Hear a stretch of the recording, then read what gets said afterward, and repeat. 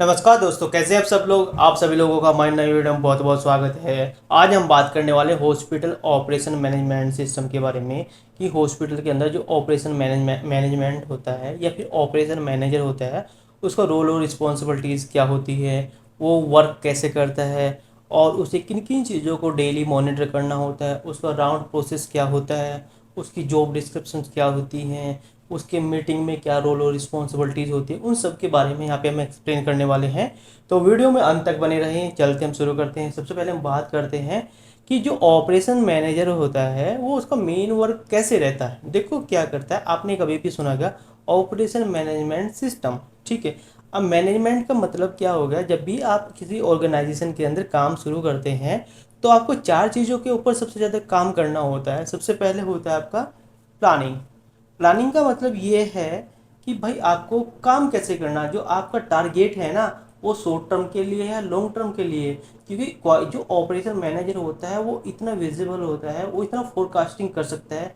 वो ये भी बता देगा आपको कि ये पेशेंट कब तक रहेगा, ये स्टाफ आपका कितने टाइम तक हमारे ऑर्गेनाइजेशन में रुकेगा, और ये क्या क्या कैपेबिलिटीज़ है, कहाँ पे हम इसे यूटिलाइज कर सकते हैं, ऑर्गेनाइजिंग कैसे करनी है, कोऑर्डिनेटिंग कैसे करनी है, कंट्रोलिंग कैसे करनी है। जो भी ऑपरेशन मैनेजर होता है वो इन चीज़ों के ऊपर वर्क करता है। सेकंड, उसका जो मेन पर्पज़ रहता है, जो फोकस रहता है कि भाई जो भी पेशेंट्स आपके ऑर्गेनाइजेशन के अंदर आए, ठीक है, वो एफिशिएंसीज उनकी बहुत अच्छी होनी चाहिए।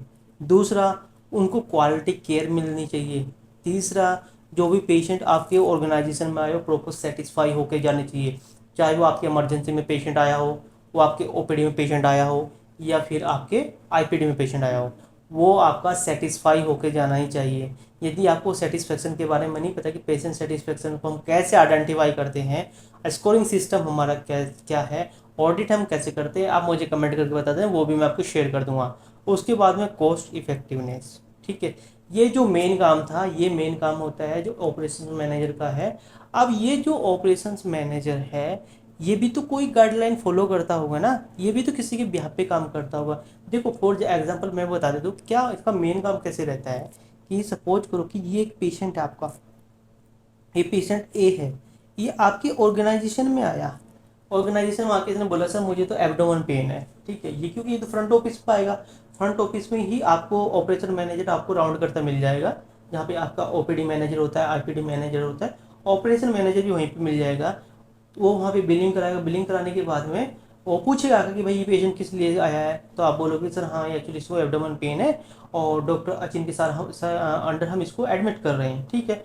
अब वो क्या करेगा, वो एकदम से आइडेंटिफाई करेगा यार वो तो आईसीयू में भेज सकता है इसको, आईसीयू में बेड अवेलेबल है या नहीं है। एकदम वो आईपीडी मैनेजर को कॉल करेगा या फिर उसी वार्ड में कॉल करेगा, भाई बेड अवेलेबल है, हाँ ठीक है। तो फिर क्या करेंगे, उस पेशेंट को वहाँ पे जाके एडमिट करा देंगे। बाय चांस उस पेशेंट की कोई इन्वेस्टिगेशन होनी है, उसकी पैथोलॉजी होना है, टेस्ट या रेडियोलॉजी टेस्ट होना है, या उसका कोई टेस्ट बाहर जाना है जो आपके ऑर्गेनाइजेशन में नहीं आता, उनसे कोऑर्डिनेट करेगा, ठीक है। तो उसके बाद में नीचे आएगा, जो भी उसका अटेंडी होगा उसे बोलेगा भाई आपको पेमेंट कितना देना है, आपका खर्च कितना है ना, उसकी इन्फॉर्मेशन देगा। बाई चांस उसे ट्रांसपोर्ट करने वाला कोई कैंडिडेट नहीं मिला, अगर वो सैंपल भेज रहा है तो उसका अरेंज करेगा। उसके बाद में डॉक्टर्स उसको देख के जा रहे हैं, उसका डिस्चार्ज होगा।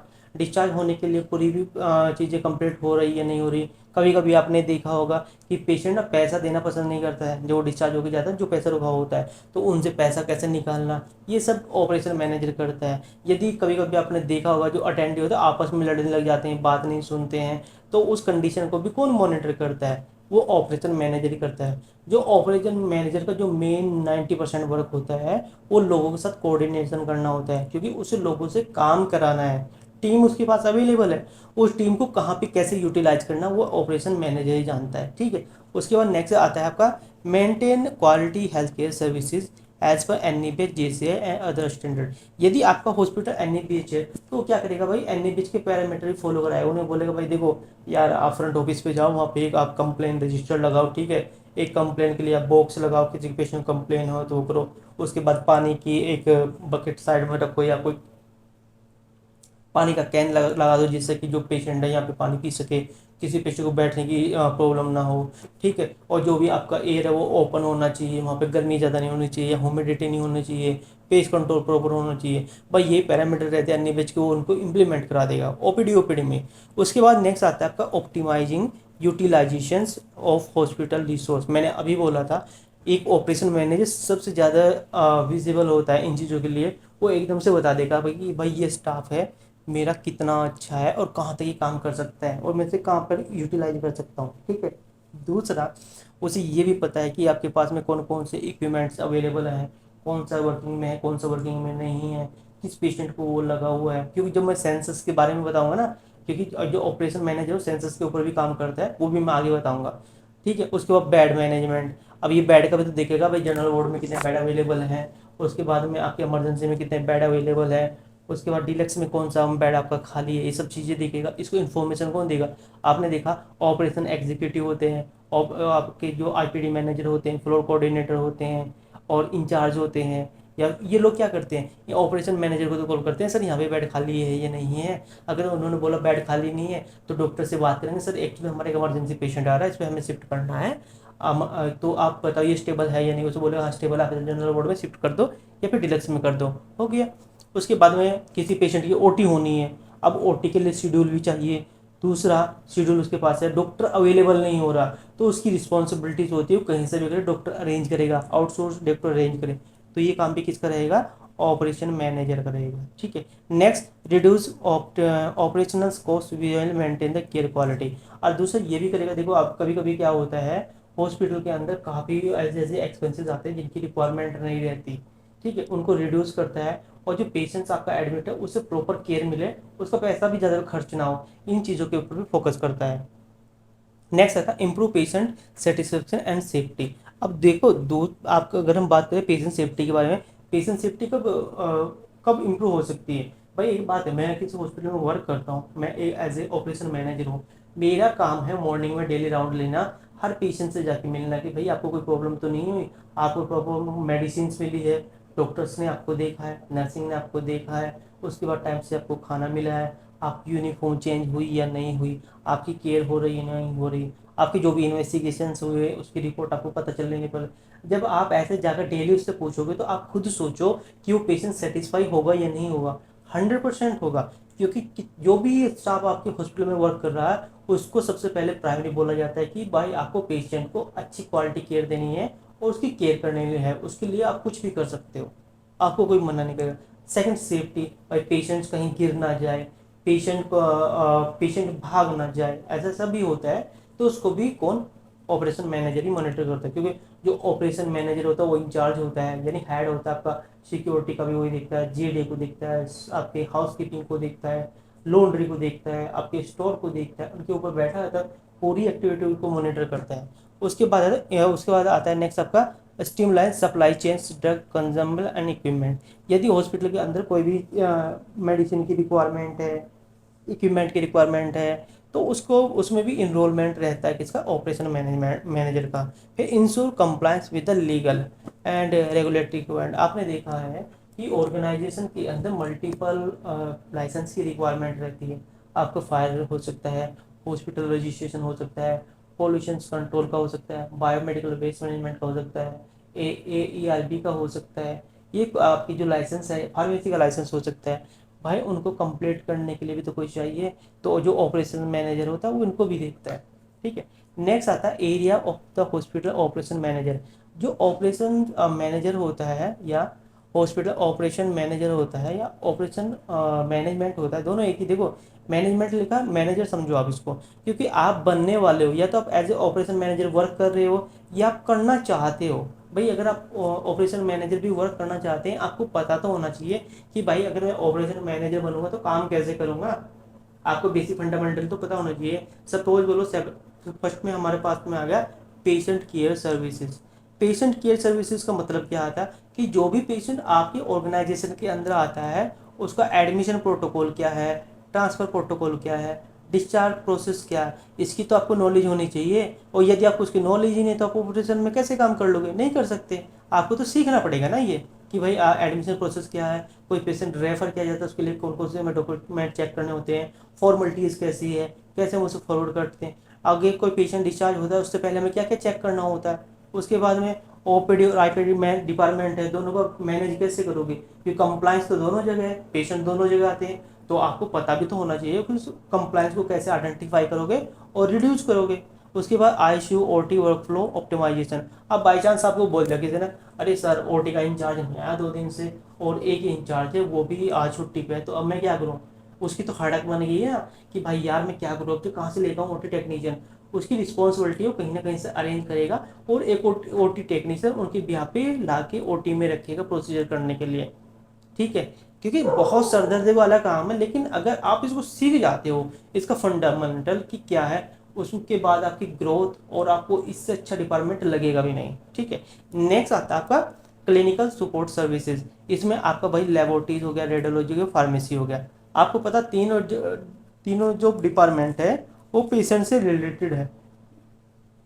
भाई अगर उसकी सीबीसी होनी, एलएफटी होनी, केएफसी होनी, एसजीओटी होना, एसजीपीटी होना या कोई और भी टेस्ट होना, उसे लैब में जाना, लैब में टेस्ट चला, अगर रिपोर्ट ही नहीं आ रही है तो किसी को ऑपरेशन मैनेजर को कॉल करो, भाई रिपोर्ट क्यों नहीं आई। उसकी हेडेक है ना, वो बात करेगा पैथोलॉजी में जाकर कि भाई रिपोर्ट क्यों नहीं आई, वो रिपोर्ट फॉरवर्ड करेगा। सेम ये रेडियोलॉजी में आपकी एक्सरे रिपोर्ट नहीं आई है, एक्सरे फिल्म नहीं आई, भाई क्या देख रहे हो, मंगाओ। तो वो उनसे कोऑर्डिनेट करेगा। फिर फार्मेसी में मेडिसिन अवेलेबल नहीं है, इन्वेंटरी मैनेजमेंट प्रॉपर नहीं हो रही, पेशेंट को मेडिसिन नहीं मिली, कौन देखेगा, ऑपरेशन मैनेजर वो उसको अरेंज कराएगा। भाई अगर वहाँ पे अवेलेबल नहीं है तो लोकल से परचेज करवाएगा। उसके बाद है नॉन क्लिनिकल सर्विसेज। देखो ये जो सर्विसेज होती हैं आपकी, housekeeping services, laundry, dietary, security and transport and biomedical waste management, इनका जो लीडर होता है ना वो भाई आपका ऑपरेशन मैनेजर होता है, वही देखता है आपको हाउस कीपिंग से, लॉन्ड्री से, डाइटरी से, सिक्योरिटी से और ट्रांसपोर्ट यानी एम्बुलेंस से और बायोमेडिकल से कोई भी कंप्लेन हो, आप सीधा जाओ जो आपका ऑपरेशन मैनेजर है उससे मिलो। ठीक है, आपको किसी से मिलने की जरूरत है, उसका रोल हो गया है सीधा। फिर उसके बाद ह्यूमन रिसोर्स मैनेजमेंट। अब ये है तो एचआर डिपार्टमेंट, लेकिन यहाँ पे ऑपरेशंस का भी रोल है। ऑपरेशन मैनेजर का क्या रोल है, recruitment, range and performance appraisal. अब ये क्या करता है भाई, अगर ये डेली बेसिस पे अपना राउंड लेता है, इसे पता है कि कौन से डिपार्टमेंट में हमारा स्टाफ नहीं है जो हमें उस डिपार्टमेंट को इम्प्रूव करना, तो हमें एक स्टाफ की रिक्वायरमेंट रहे। ये क्या करेगा, एचआर में जाके बोलेगा ना, अरे सर उसमें आईसीयू में ना सिर्फ एक ही नर्सिंग स्टाफ है, 2 ही है, लेकिन हमें तो 4 चाहिए क्योंकि पेशेंट वहाँ पे 10 है, 2 से तो चलेगा नहीं है। तो एचआर का काम हो गया ना कि फिर वो हायर करे। उसके बाद सेकंड हो गया आपका ट्रेनिंग। अब जब आपका स्टाफ सब कुछ, जनरल वार्ड में कोई स्टाफ है उसे नीडल लगानी ही नहीं आती, उसे मेडिसिन देनी ही नहीं आती, उसे नोट्स डालने नहीं आते, उसे वो सीधा जाएगा एनएस के पास, अरे भाई आपकी वो नर्सिंग स्टाफ है उसे जाओ ट्रेनिंग दे लो, उसे ये चीज़ें नहीं पता है, तो उसका काम तो हो गया ये बताने का ना। उसके बाद आप देखा 1 साल के बाद अप्रेजल परफॉर्मेंस होता है। अरे हाँ भाई बताओ कौन कौन सा स्टाफ अच्छा है, ऑपरेशन मैनेजर बोलो सर वो स्टाफ अच्छा है, उसका आप अच्छा सा अप्रेजल करते हैं, बहुत बढ़िया काम करता है, उसका फीडबैक भी बहुत अच्छा है, तो हो गया। उसके बाद duty roster and shift management. Duty roster हो गया। अब आपको पता है कि भाई कोई भी आपका आईसीयू होता है, कोई भी डिपार्टमेंट हो जहाँ जो 24 आवर्स वर्क मॉनिटर होता है, वहाँ पे ड्यूटी रोस्टर होता है। तो वहाँ पे जो आपका ऑपरेशन मैनेजर होता है उसका भी रोल होता है, हाँ भाई अपने ड्यूटी रोस्टर क्या बनाया है, स्टाफ कौन कौन सा है। अब बाई चांस उसकी सरदर्दी क्यों है, सपोज वो किसी स्टाफ ने इमरजेंसी छुट्टी कर ली, वो आया नहीं है, तो उसे ये भी पता रहता है कि भाई अगर बाई चांस में बोलो मिस्टर अंकित है वो आपका आईसीयू इंचार्ज है या आईसीयू टेक्नीशियन, आपका कैथ टेक्नीशियन है, एक ही टेक्नीशियन है और उसने छुट्टी कर ली, तो वो क्या करेगा, वो किसी ना किसी और दूसरे बंदे को भी ट्रेंड करवा के रखेगा कि भाई अगर ये छुट्टी पे चला जाए तो आप इसका काम देख लेना, क्योंकि हम क्या करते हैं ऑर्गेनाइजेशन में किसी भी काम को रोक नहीं सकते। ठीक है, स्टाफ मोटिवेशन एंड रिटेंशन। आपने देखा होगा काफ़ी स्टाफ ऐसा होता है नर्वस, अरे सर मैं नहीं काम कराऊँ, बहुत काम कराते हो ना, टाइम से सैलरी देते हो ना, मेरा इंक्रीमेंट हो रहा, मुझे यहाँ पे काम नहीं करना, मुझे जाना ही जाना। तो वहाँ पे ऑपरेशन मैनेजर का भी एक रोल होता है, वो उसे क्या करता है, उसे मोटिवेट करता है जिससे कि वो स्टाफ उस हॉस्पिटल के अंदर रोका रहे। ठीक है, दूसरा और रिटेंशन को भी कम करता है कि भाई मल्टीपल स्टाफ छोड़ के जा रहा है, तो वहाँ पे वो उनको मोटिवेट करता है, गाइड करता है, उनको अगर इंक्रीमेंट की रिक्वायरमेंट इंक्रीमेंट कराता है, लेकिन वो चाहता है कि स्टाफ छोड़ के ना जाए, वो हॉस्पिटल में रहे, क्योंकि सबसे ज़्यादा जो लॉस होता है वो किसी भी ऑर्गेनाइजेशन का होता है जब उसका एम्प्लॉय छोड़ के जाता है। देखो आपको तो लगता है कि एम्प्लॉय आराम से निकाल दिया उसने, कोई प्रॉब्लम नहीं है, उसे एकदम से मिल जाएगा, ऐसा नहीं होता। लेकिन जो कैपेबिलिटीज़ आपके अंदर है, क्या पता वो दूसरी उस स्टाफ के अंदर ना मिले, उसे सीखने में और 1 साल लग जाए, क्योंकि आपने 1 साल सीखा, आपने छोड़ दिया, दूसरा पेशेंट स्टाफ आएगा वो भी तो 1 साल सीखेगा तभी तो काम करेगा। तो इससे तो लॉस तो हॉस्पिटल का ही है ना। ठीक है। नेक्स्ट आता है फाइनेंस में। फाइनेंस में आपको वही बजट बनते हैं, बजट में भी इसका एनरोलमेंट होता है। अब आपने देखा होगा जब भी कोई आपके इंश्योरेंस पेशेंट आते हैं, टीपीए के आते हैं या फिर इंश्योरेंस वाले आते हैं बिलिंग डिपार्टमेंट में, उनके साथ में कोऑर्डिनेट करने का काम भी कौन करता है? बिलिंग हेड होता है या फिर ऑपरेशन मैनेजर करता है। उसके बाद रिवेन्यू साइकिल मैनेजमेंट, भाई कितना पैसा कमाया जा रहा है महीने में, कम क्यों है, कम इसलिए भाई पेशेंट नहीं आ रहे, पेशेंट कम क्यों नहीं आ रहे, सेटिस्फेक्शन रेशो कम नहीं है। सेटिस्फेक्शन रेशो कम है क्यों है? क्यों भाई डॉक्टर सही से ट्रीटमेंट नहीं करे, नर्सिंग अच्छे से नहीं देख रही। भाई तुम कराओ ना, ट्रेनिंग दो ना उन्हें। ठीक है। उसके बाद supply chain management, procurement, medicine, surgical item, consumer, vendor management, inventory, ये सब रहते हैं। उसके बाद क्वालिटी एक्रेडिटेशन से, यदि आपका हॉस्पिटल एनएबीएल या QCGI है तब भी इसका रोल होता है। Clinical audit, patient safety programme, monitoring of quality indicator, rate, mortality, readmission rate, ये इसमें भी जो ऑपरेशन मैनेजर का रोल रहता है। क्योंकि एक्चुअली होता क्या है इसमें, थोड़ा सा बता देता हूँ क्योंकि मैं सोच रहा हूँ वीडियो थोड़ी छोटी हो क्योंकि लेंथी होने जा रही है। इसमें क्या होता है, देखो क्या होता है, जो क्वालिटी मैनेजर, क्वालिटी मैनेजर हो या क्वालिटी डिपार्टमेंट होता है, उनका मेन रोल होता है डॉक्यूमेंट प्रिपेयर करने का।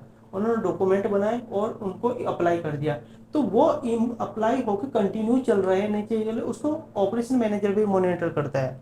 फिर टेक्नोलॉजी इंफॉर्मेशन सिस्टम, आपका हॉस्पिटल इंफॉर्मेशन सिस्टम हो गया, इलेक्ट्रोमेडिकल रिकॉर्ड हो गया, टेलीमेडिसिन हो गया, डिजिटल हेल्थ टूल्स हो गया, इसमें भी इसका इन्वॉल्वमेंट रहता है। नेक्स्ट, उसे कुछ टूल्स की नॉलेज होनी चाहिए, जैसे लर्न सिक्स सिग्मा की नॉलेज होनी चाहिए। देखो सिक्स सिग्मा का मेन रोल क्या होता है, ये किसी भी वेस्ट को रिड्यूस करने में हेल्प करता है। अगर आपके ऑर्गेनाइजेशन के अंदर मल्टीपल वेस्ट रिड्यूस निकल रहा है तो उसे हम रिड्यूस कैसे कर सकते हैं, कोई भी इंसिडेंट आपके ऑर्गेनाइजेशन में हो रहा है उसे रिड्यूस कैसे कर सकते हैं, ये कम सबका सिक्स सिग्मा में होता है। क्योंकि ये क्या करता है, ये उस डिपार्टमेंट की जो क्वालिटी है उसे इम्प्रूव करने की कोशिश करता है। नेक्स्ट PDSC, ये साइकिल जिसे प्लान डू स्टडी चेक बोलते हैं, इसका काम क्या होता है, ये भाई मेनली इसका मेन एक ही काम होता है कि ऑर्गेनाइजेशन की क्वालिटी को इम्प्रूव करना, जिसका बेनिफिट पेशेंट को भी मिले, स्टाफ को भी मिले, विजिटर को भी मिले और ऑर्गेनाइजेशन को भी मिले। उसके बाद क्लिनिकल ऑडिट, इसमें क्या, मॉनिटर पेशेंट केयर स्टैंडर्ड। अब दूसरा जो भी क्लिनिकल सर्विसेज आपके ऑर्गेनाइजेशन में दी जा रही है वो 100% एक्यूरेट है या नहीं, इसमें भी ये अपना इनरोलमेंट रखता है। उसके बाद केपीआई में बेड ऑक्यूपेंसी रेट क्या रहता है, डेली देखता है, पेशेंट सेटिस्फेक्शन स्कोर कितना है, इसके ऊपर भी वर्क करता है। उसके बाद RCA और FMEA यानी पेशेंट सेफ्टी और एरर प्रिवेंशन के ऊपर भी ये काम करता है। उसके बाद देखो कुछ चैलेंजेस भी होते हैं जब आप किसी डिपार्टमेंट में काम करते हैं, अगर बेनिफिट है तो चैलेंजेस भी। सबसे पहले जो चैलेंजेस हो, rising patients expectations, second shortage of skills health care professional, third increase health care cost, four complain with accreditation and regulatory standard, number 6 integrations of technology and digital health, number 7 emergency preparedness, pandemic and disaster management। Next है hospital. देखो मैंने सीधी सी चीज़ें थी जो आपके, अगर आप hospital operation management में वर्क करते हो तो आपको इनकी नॉलेज होनी चाहिए, क्योंकि इस आप लोगों का काम क्या है, क्योंकि आप उस डिपार्टमेंट को इम्प्रूव करना चाहते हैं। और दूसरा जो भी ऑपरेशन मैनेजर होता है ना, वो किसी भी ऑर्गेनाइजेशन की एक बैकबोन होती है। ठीक है, आज के लिए इतना, धन्यवाद।